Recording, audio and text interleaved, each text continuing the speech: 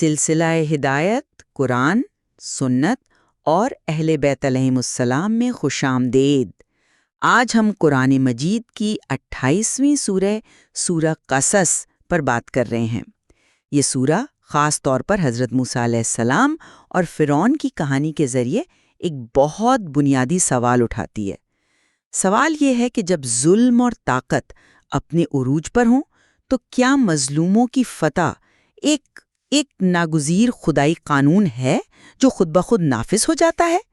میرا موقف یہ ہے کہ ہاں، یہ سورہ ایک آفاقی اور ختمی قانون بیان کرتی ہے کہ اللہ کا منصوبہ ہی غالب آ کر رہتا ہے اور وہ کمزوروں کو ہی زمین کا وارث بناتا ہے، چاہے حالات کتنے ہی ناممکن کیوں نہ نظر آئیں۔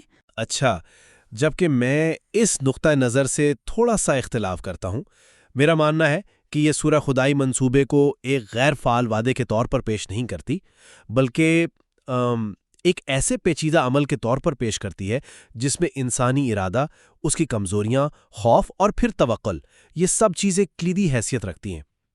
میرے خیال میں یہ کہانی صرف اللہ کی قدرت کی نہیں ہے، بلکہ اس قدرت کے ظاہر ہونے کے لیے جو انسانی جدوجہد اور قربانی درکار ہے، یہ اس کی بھی کہانی ہے۔ یعنی فتح مشروط ہے، محض وعدہ شدہ نہیں۔ بہت دلچسپ زاویہ ہے۔ اچھا، تو آئیے اس بحث کا آغاز آیات 3 اور 4 سے کرتے ہیں، جہاں فرعون کے ظلم کی تصویر کشی کی گئی ہے۔ نتلو علیک من نبأ موسیٰ وفرعون بالحق لقوم یؤمنون ان فرعون علا فی الارض وجعل اہلہا شیعا یستضعف طائفة منہم یثبع ابناءہم ویستحیی نساءہم انہ کان من المفسدین۔ ہم آپ پر موسیٰ اور فرعون کا کچھ حال ٹھیک بیان کرتے ہیں ان لوگوں کے لیے جو ایمان لاتے ہیں۔ بے شک فرعون نے زمین میں سرکشی کی اور وہاں کے باشندوں کو گروہوں میں بانٹ دیا۔ ان میں سے ایک گروہ یعنی بنی اسرائیل کو کمزور کر رکھا تھا، ان کے بیٹوں کو ذبح کرتا اور ان کی بیٹیوں کو زندہ رہنے دیتا تھا۔ بے شک وہ فساد کرنے والوں میں سے تھا۔ یہاں دیکھیں نا، فرعون کا تکبر یعنی علا فی الارض اور اس کی وہ مشہور پالیسی تقسیم کرو اور حکومت کرو، یعنی وجعل اہلہا شیعہ، یہ بالکل واضح ہے۔ یہ ظلم کا ایک منظم نظام تھا جو اس کے اس خوف پر مبنی تھا کہ بنی اسرائیل میں پیدا ہونے والا ایک بچہ اس کی سلطنت کا خاتمہ کر دے گا۔ میں سمجھتا ہوں کہ فرعون کا ظلم صرف پس منظر نہیں ہے، بلکہ خدائی منصوبے کا ایک فعال حصہ ہے۔ دیکھیں، ظلم ہی وہ دباؤ پیدا کرتا ہے جو مظلوم قوم کو عمل پر مجبور کرتا ہے۔ اگر فرعون صرف ایک بچے سے خوف زدہ تھا تو سوال یہ ہے کہ اس نے پوری قوم پر ظلم کیوں کیا؟ وہ اس لیے کہ وہ جانتا تھا کہ اجتماعی طاقت انفرادی خطرے سے کہیں زیادہ بڑی ہوتی ہے۔ اس نے ان کی نسل کشی کے ذریعے ان کی امید اور ان کے مستقبل دونوں کو ختم کرنے کی کوشش کی۔ یہیں سے میرے خیال میں انسانی رد عمل کی اہمیت شروع ہوتی ہے۔ آپ کا نقطہ اہم ہے، لیکن میں اسے خدائی منصوبے کی عظمت کے طور پر دیکھتی ہوں۔ انسان جتنا بڑا منصوبہ بناتا ہے، اللہ اس سے بڑا منصوبہ تیار رکھتا ہے۔ اسی ظلم کے جواب میں اللہ کا آفاقی ارادہ آیات 5 اور 6 میں ظاہر ہوتا ہے۔ وَنُرِيدُ أَن نَّمُنَّ عَلَى الَّذِينَ اسْتُضْعِفُوا فِي الْأَرْضِ وَنَجْعَلَهُمْ أَئِمَّةً وَنَجْعَلَهُمُ الْوَارِثِينَ وَنُمَكِّنَ لَهُمْ فِي الْأَرْضِ وَنُرِيَ فِرْعَوْنَ وَهَامَانَ وَجُنُودَهُمْ مِنْهُمْ مَا كَانُوا يَحْذَرُونَ۔ اور ہم چاہتے تھے کہ جنہیں زمین میں کمزور کر دیا گیا تھا ان پر احسان کریں اور انہیں پیشوا بنائیں اور انہیں زمین کا وارث بنا دیں، اور انہیں زمین میں اقتدار بخشیں اور فرعون، حامان اور ان کے لشکروں کو وہی کچھ دکھا دیں جس سے وہ ڈرتے تھے۔ یہاں یہ لفظ وَنُرِيدُ یعنی اور ہم چاہتے ہیں، یہ اللہ کے حتمی ارادے کو ظاہر کرتا ہے۔ یہ کوئی خواہش نہیں بلکہ ایک طے شدہ فیصلہ ہے۔ امام علی علیہ السلام نے اسی آیت کی تلاوت کرتے ہوئے فرمایا تھا کہ دنیا بالآخر اہل بیت کی طرف لوٹے گی۔ تو یہ ایک الہی قانون ہے، انسانی عمل اس کا نتیجہ ہے، سبب نہیں۔ میں اس کی تعبیر تھوڑے مختلف انداز سے کرتا ہوں۔ ونورید کا مطلب یہ نہیں کہ انسان ہاتھ پر ہاتھ دھرے بیٹھا رہے اور اللہ کا ارادہ خود بخود پورا ہو جائے گا۔ بلکہ اس کا مطلب یہ ہے کہ اللہ ان لوگوں کی مدد کا ارادہ رکھتا ہے جو خود اپنی حالت بدلنے کے لیے جد و جہد کرتے ہیں۔ اگر یہ صرف ایک خودکار قانون ہوتا تو حضرت موسیٰ کی والدہ کو اپنے بیٹے کو دریا میں ڈالنے جیسا، مطلب ایک دل دہلا دینے والا قدم اٹھانے کی ضرورت کیوں پڑتی؟ یہیں سے انسانی ایجنسی کا امتحان شروع ہوتا ہے۔ نجات کا راستہ خطرے کے عین بیچ سے نکلتا ہے نا؟ لیکن اس خطرے کو حفاظت میں بدلنا ہی تو خدائی قدرت کا کمال ہے۔ اللہ نے حضرت موسیٰ کی والدہ کو وحی کی کہ بچے کو دریا میں ڈال دو اور ڈرو نہیں اور غم نہ کرو، ہم اسے تمہاری طرف لوٹانے والے ہیں۔ پھر آیت 8 میں فرمایا فَالْتَقَطَهُ آلُ فِرْعَوْنَ لِيَكُونَ لَهُمْ عَدُوًّا وَحَزَنًا۔ پھر فرعون کے گھر والوں نے اسے اٹھا لیا تاکہ وہ ان کے لیے دشمن اور رنج کا باعث بنے۔ یہاں لام عاقبت کا استعمال حیران کن ہے، یعنی انہوں نے اسے محبت سے اٹھایا لیکن انجام دشمنی نکلا۔ یہ اس بات کا ثبوت ہے کہ اللہ کا منصوبہ انسانی تدبیر پر ہمیشہ غالب رہتا ہے۔ اس نے دشمن کو ہی محافظ بنا دیا۔ یہ توکل کا نہیں بلکہ اللہ کی مکمل حاکمیت کا مظہر ہے۔ جی، غالب تو رہتا ہے، لیکن میں اسے توکل کا سب سے بڑا امتحان سمجھتا ہوں۔ اللہ کی حاکمیت اپنی جگہ، لیکن اس منصوبے کو عملی جامہ پہنانے کے لیے ایک ماں کے جگر اور ایمان کی ضرورت تھی۔ کیا یہ محض ایک اتفاق تھا، یا یہ اس بات کی علامت ہے کہ اللہ کے عظیم منصوبوں کو پورا کرنے کے لیے انسانوں کو ناقابل تصور اقدامات کرنے پڑتے ہیں؟ حضرت آسیہ کا فرعون کے سامنے کھڑے ہو کر یہ کہنا کہ اسے قتل نہ کرو، یہ ایک عورت کا جابر حکمران کے سامنے مزاحمت کا عمل تھا۔ یہ بھی تو انسانی ارادے کا اظہار ہے، اور اللہ نے اس انسانی عمل کو اپنی قدرت سے تقویت بخشی۔ آیت 12 میں ارشاد ہے وَحَرَّمْنَا عَلَيْهِ الْمَرَاضِعَ مِنْ قَبْلُ، اور ہم نے پہلے ہی سے اس پر دائیوں کا دودھ حرام کر دیا تھا۔ یہ تحریم تکوینی ہے، یعنی ایک معجزاتی مداخلت جس نے یہ یقینی بنایا کہ بچہ اپنی ماں کے پاس واپس پہنچے۔ یہ خالصتاً ایک الہی فعل تھا جس میں انسانی اختیار کی کوئی گنجائش نہیں تھی۔ لیکن کیا ہم تحریم تکوینی کو صرف ایک معجزے تک محدود کر سکتے ہیں؟ ایک اور زاویہ یہ بھی ہو سکتا ہے کہ اللہ نے فطرت کے قوانین کو معطل نہیں کیا، بلکہ انہیں اپنے منصوبے کے لیے بہترین انداز میں استعمال کیا۔ ایک بچے کا اپنی ماں کے علاوہ کسی اور کو قبول نہ کرنا ایک فطری عمل بھی تو ہو سکتا ہے۔ قرآن کا اسے حرام کر دیا کہنا اس فطری عمل کو خدائی مقصد سے جوڑنے کے لیے ہے۔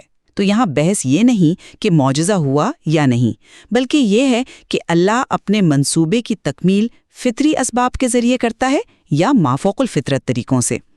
یہ سورہ بتاتی ہے کہ وہ دونوں طریقوں پر قادر ہے، لیکن انسانی جد و جہد کا عنصر ہمیشہ موجود رہتا ہے۔ صحیح۔ آئیے اس جد و جہد کے اگلے مرحلے پر چلتے ہیں۔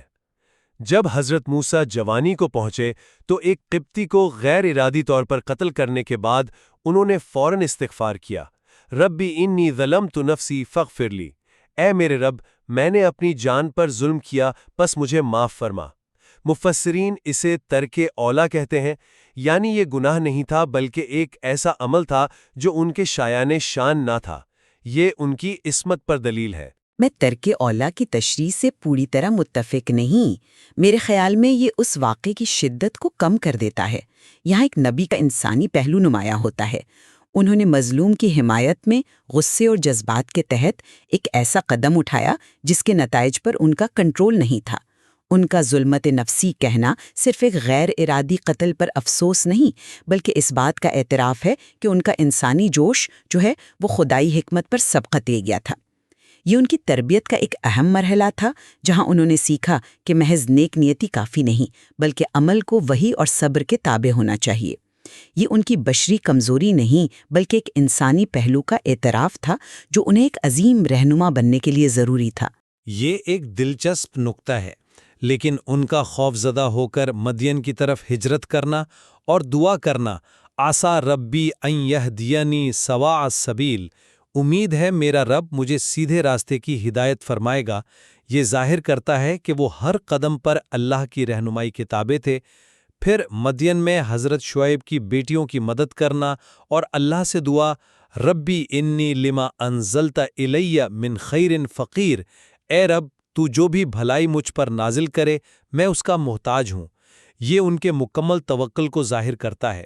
ان کی امانت اور طاقت سے متاثر ہو کر حضرت شعیب نے اپنی بیٹی کا رشتہ پیش کیا اور 8 سے 10 سال کی خدمت کو مہر مقرر کیا۔ یہ سب ایک الہی ترتیب کا حصہ تھا۔ بے شک یہ الہی ترتیب تھی، لیکن اس ترتیب کے ہر قدم پر حضرت موسیٰ کے ذاتی انتخاب اور عمل کا دخل ہے۔ انہوں نے مدد کرنے کا انتخاب کیا، دعا کرنے کا انتخاب کیا اور خدمت کی شرط قبول کرنے کا انتخاب کیا۔ اور حضرت شعیب کا خود رشتہ پیش کرنا بھی تو ایک سماجی انقلاب کا پیغام ہے۔ یہ ظاہر کرتا ہے کہ ایک ہدایت یافتہ معاشرہ کیسا ہوتا ہے، جہاں اہلیت اور کردار کو ذات پات اور دولت پر فوقیت دی جاتی ہے۔ یہ سب انسانی سطح پر ہونے والے فیصلے ہیں جن پر اللہ برکت ڈالتا ہے۔ اور جب انسانی کوشش اپنی انتہا کو پہنچ جاتی ہے تب براہ راست خدائی مداخلت ہوتی ہے۔ مدت پوری کرنے کے بعد کوہ طور پر آگ دیکھنا اور مبارک درخت سے آواز سننا، انی انا اللہ رب العالمین، بے شک میں ہی اللہ ہوں تمام جہانوں کا پروردگار۔ یہ نبوت کا نقطۂ عروج ہے۔ یہاں کوئی انسانی کوشش نہیں، صرف اللہ کا انتخاب ہے۔ عصا اور ید بیضا کے معجزات خالصتاً خدائی تحفے تھے تاکہ ثابت ہو کہ حتمی طاقت اسی کے پاس ہے۔ میں اس سے انکار نہیں کرتا، لیکن یہ بھی دیکھنا ضروری ہے کہ نبوت ملنے کے بعد بھی حضرت موسیٰ اپنی انسانی حدود کو پہچانتے ہیں۔ انہوں نے فوراً اپنے بھائی ہارون کو مددگار کے طور پر مانگا، کیونکہ وہ جانتے تھے کہ وہ فصیح اللسان ہیں اور یہ مشن اکیلے انجام دینا مشکل ہوگا۔ یہ اس بات کی دلیل ہے کہ خدائی مشن کی تکمیل کے لیے بھی انسانی صلاحیتوں اور اجتماعی کوشش کی ضرورت ہوتی ہے۔ بالکل۔ اچھا، ہم نے فرعون کی سیاسی طاقت کے تکبر کی بات کی۔ سورہ اس کے متوازی ایک اور تکبر کو پیش کرتی ہے، اور وہ ہے قارون کی دولت کا تکبر۔ آیت 76 میں ہے، اِنَّ قَارُونَ كَانَ مِن قَوْمِ مُوسَىٰ فَبَغَىٰ عَلَيْهِمْ وَآتَيْنَاهُ مِنَ الْكُنُوزِ مَا إِنَّ مَفَاتِيحَهُ لَتَنُوءُ بِالْعُصْبَةِ أُولِي الْقُوَّةِ۔ بے شک قارون موسیٰ کی قوم میں سے تھا، پھر اس نے ان پر سرکشی کی، اور ہم نے اسے اتنے خزانے دیے تھے کہ ان کی کنجیاں ایک طاقتور جماعت سے بھی مشکل سے اٹھائی جاتی تھیں۔ جب اسے نصیحت کی گئی تو اس نے متکبرانہ جواب دیا، انما اوتیتہ علی علم عندی، یہ سب تو مجھے اس علم کی بنا پر ملا ہے جو میرے پاس ہے۔ اس کا انجام بھی فرعون جیسا ہی ہوا، فخسفنا بہ وبدارہ الارض، پس ہم نے اسے اس کے گھر سمیت زمین میں دھسا دیا۔ یہ ثابت کرتا ہے کہ اللہ کا قانون سیاسی اور معاشی ہر قسم کے تکبر پر لاگو ہوتا ہے۔ قارون کی کہانی میرے موقف کو مزید تقویت دیتی ہے۔ وہ بنی اسرائیل میں سے تھا، یعنی مظلوم قوم کا حصہ تھا۔ اس سے یہ ظاہر ہوتا ہے کہ صرف مظلوم ہونا نجات کی ضمانت نہیں۔ اسی قوم کے اندر ایسے افراد موجود تھے جو موقع ملتے ہی ظالم بن گئے۔ اس سے یہ بھی پتہ چلتا ہے کہ جب دنیا پرست لوگوں نے قارون کی شان و شوکت دیکھ کر اس جیسا ہونے کی تمنا کی تو بنی اسرائیل کی اجتماعی روح ابھی تک آزادی کے لیے پوری طرح تیار نہیں تھی۔ انہیں صرف فرعون سے بیرونی آزادی نہیں بلکہ قارون کی نمائندہ مادہ پرستی سے اندرونی آزادی بھی درکار تھی۔ اسی لیے فتح کا راستہ اتنا طویل اور پیچیدہ تھا۔ آیت 83 میں آخرت کا گھر ان لوگوں کے لیے بتایا گیا ہے جو زمین میں علوون یعنی بڑائی اور فساد کا ارادہ نہیں رکھتے۔ یہ شرط صرف فرعون پر نہیں بلکہ خود بنی اسرائیل پر بھی لاگو ہوتی تھی۔ آپ کا نقطہ قابل غور ہے۔ سورہ کا اختتام پیغمبر اسلام صلی اللہ علیہ وآلہ وسلم کو تسلی اور ایک عظیم بشارت پر ہوتا ہے۔ ہجرت کے وقت آیت 85 نازل ہوئی، ان الذی فرض علیک القرآن لرادک الی معادہ، جس نے آپ پر قرآن فرض کیا ہے وہ آپ کو ضرور آپ کی بازگشت کی جگہ یعنی مکہ کی طرف لوٹانے والا ہے۔ یہاں بھی اللہ کا حتمی وعدہ ہے جو انسانی تدبیر سے بالا تر ہے۔ جیسے حضرت موسیٰ کو ماں کی طرف لوٹایا گیا، ویسے ہی رسول اللہ کو مکہ کی طرف لوٹانے کا وعدہ کیا گیا۔ یہ تاریخ کا ایک آپ کہہ لیں جبر ہے جو اللہ کے ہاتھ میں ہے۔ جی، لیکن یہ وعدہ ایک ایسی ذات سے کیا جا رہا ہے جس نے اس کے لیے اپنا گھر، وطن اور سب کچھ قربان کر دیا تھا۔ یہ ہجرت کے عمل کی توثیق ہے۔ یہ اس جد و جہد کو تسلیم کرنا ہے جو رسول اللہ صلی اللہ علیہ وآلہ وسلم اور ان کے ساتھیوں نے کی۔